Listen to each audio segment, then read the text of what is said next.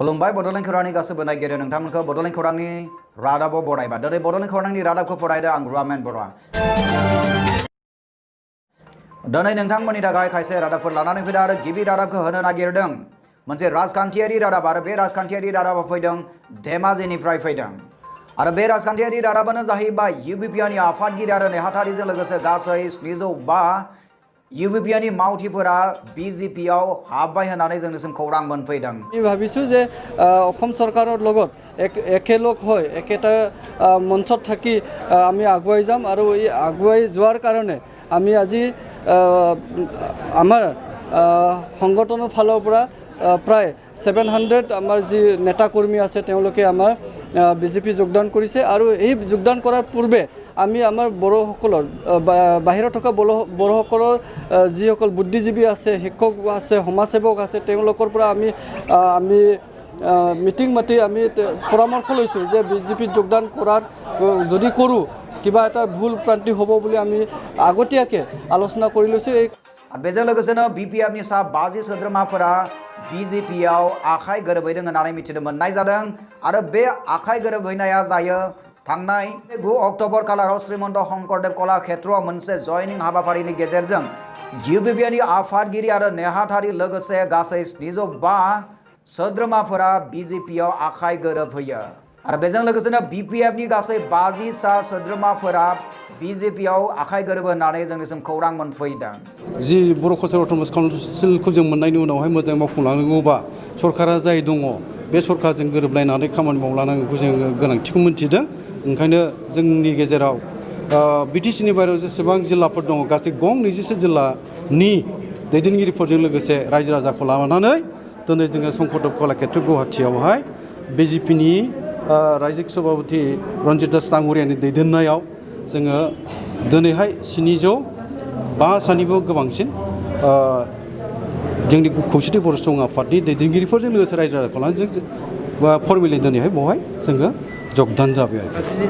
बेनिखायनो आसाम नाङैनो बर' रायजो राजा बिथांमोननि गेजेराव मोनसे गोनो गोथोआ सोरजिदों जे इउबिपिनि आफादगिरि नेहाथारिजों लोगोसे गासै 705 सोद्रोमाफोरा बे बिजेपियाव हाबनाया बे बबे लामाजों थांनो नागिरदों बे सोंथिया गासैबो बर' रायजो राजाफोरनि गेजेराव सिखारदों नाथाय थेवबो बे खोथाखौ मानिनांगोन जे थांनाय 9 अक्ट'बर खालाराव इउबिपिनि आफादगिरि आरो नेहाथारिजों लोगोसे गासै 705 सोद्रोमाफोरा बे बिजेपियाव आखाइ गोरोबहैयो आरो बे आखाइ गोरोबनाया जायो बावैसो आसाम सोरखारा बिटिआर एबा बिटिसिनि बायजोआव थानाय बर'फोरनि थाखाय बर' कसारी वेलफेयार अट'नमास काउन्सिल बेखौ दाफुंखांनायनि उनाव इउबिपिनि आफादगिरि आरो नेहाथारिजों लोगोसे गासै 705 सोद्रोमाफोरा बिजेपियाव आखाइ गोरोबहैयो। बे बुब्लियावनो नोंथांमोननो इउबिपिनि आफादगिरि नेहाथारिजों लोगोसे गासै 705 सोद्रोमाफोरा बिजेपियाव आखाइ गोरोबनाय बुब्लियाव बे इउबिपिनि दैदेनगिरि बिथांमोना मा बुंदों नोंथांमोननो जों मोनसे एक्सक्लुसिभ भिडिअ दिन्थिनो नागिरदों अब्ला फैदो जों नायना लानि जे इउबिपिनि दैदेनगिरि बिथांमोना बे बिजेपियाव आखाइ गोरोबनाय बुब्लियाव मा बुंदों जों खोनासंदोनि। কৃষিৰ বাহিৰত থকা বড়োসকলৰ কাৰণে তাৰ আত্মৰক্ষাৰ কাৰণে তাৰ ডেভেলপমেণ্টৰ উন্নয়নৰ খাতিৰত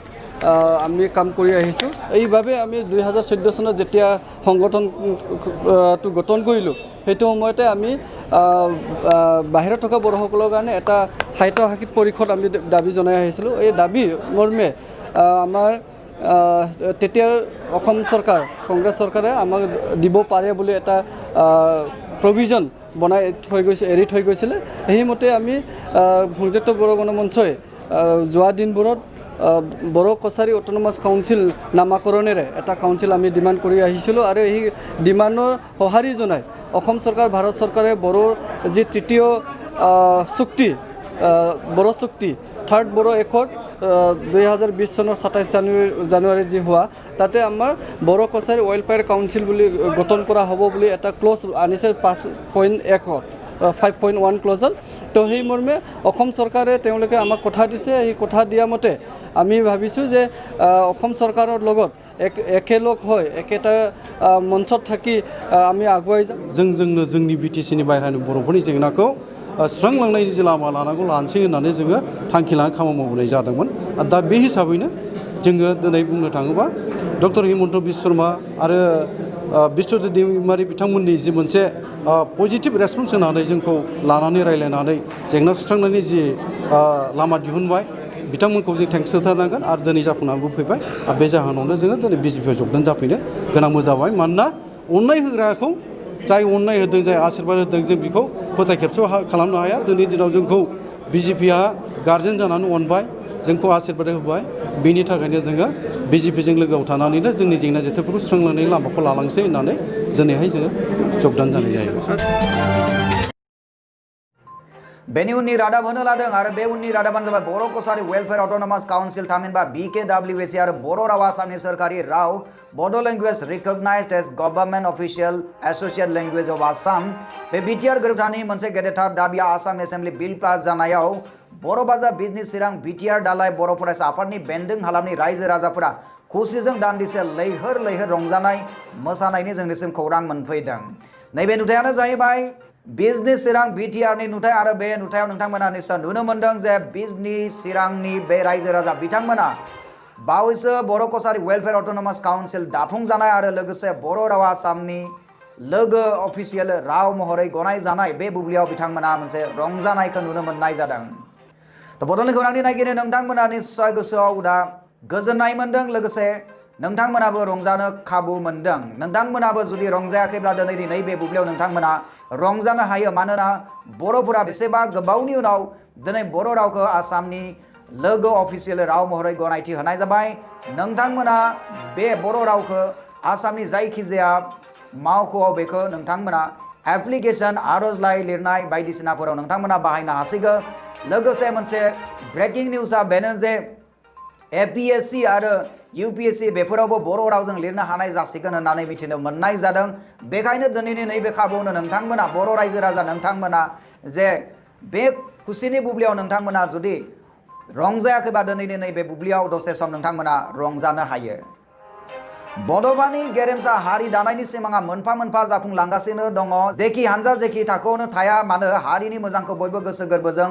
बरायनाय हास्थायनायखौ जों नुनो मोननाय जादों आरो बे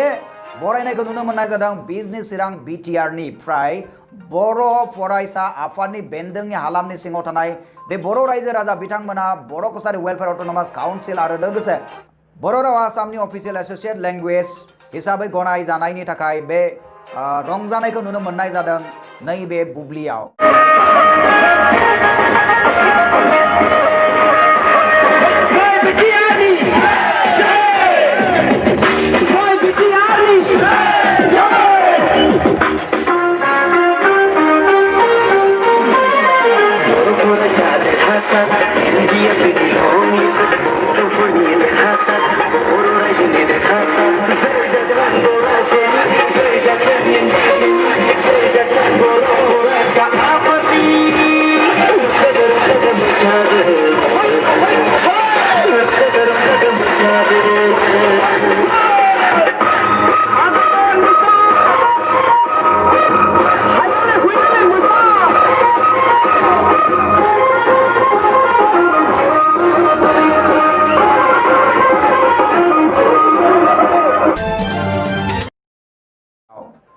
बेनि उननि रादाबखौ होनो लादों आरो बे उननि रादाबाव दङ जोंना मोनसे बरायनाय रादाब आरो बे बरायनाय रादाबा फैदों माजबाद प्राइमारि बड' साहित्य सभानिफ्राय आरो बे माजबाद प्राइमारि बड' साहित्य सभाया मोनसे